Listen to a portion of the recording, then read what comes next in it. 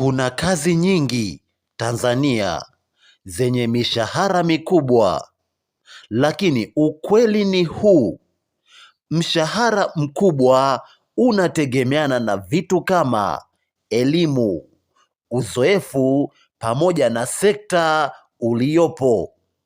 Kwenye video hii nimekuwekea baadhi ya kazi au top careers zinazolipa vizuri zaidi nchini Tanzania. Namba 5 ni pilot au unaweza ukawaita marubani.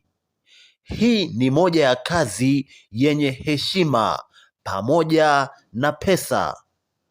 Pilot mshahara wake ni mkubwa sana, lakini gharama zake za kusoma ni kubwa pia.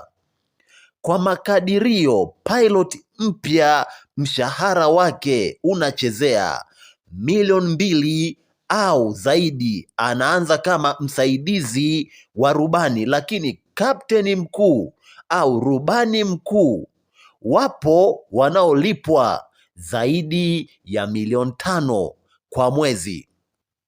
Kazi namba 4 ni wanasheria.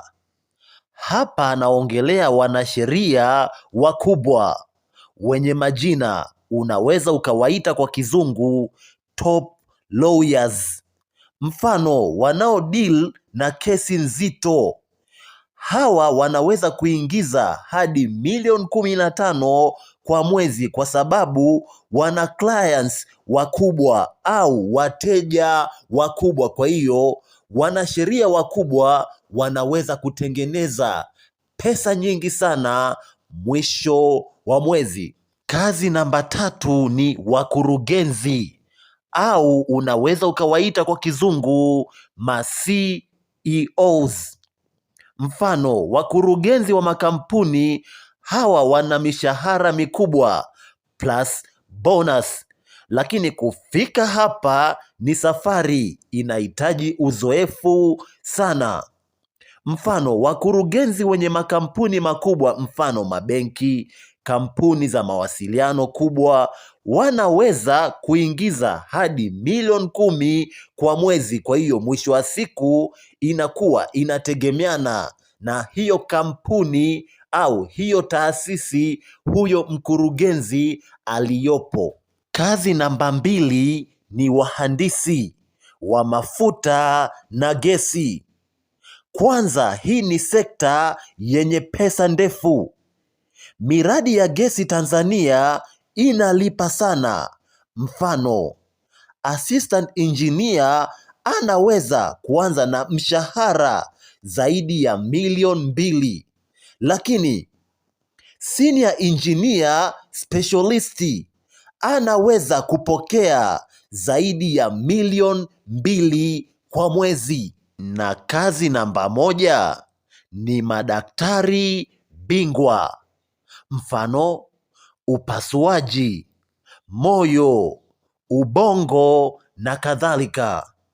Cha kwanza, wanahitajika sana barani Afrika, lakini hata nje ya nchi bado kuna uhitaji wa madaktari bingwa.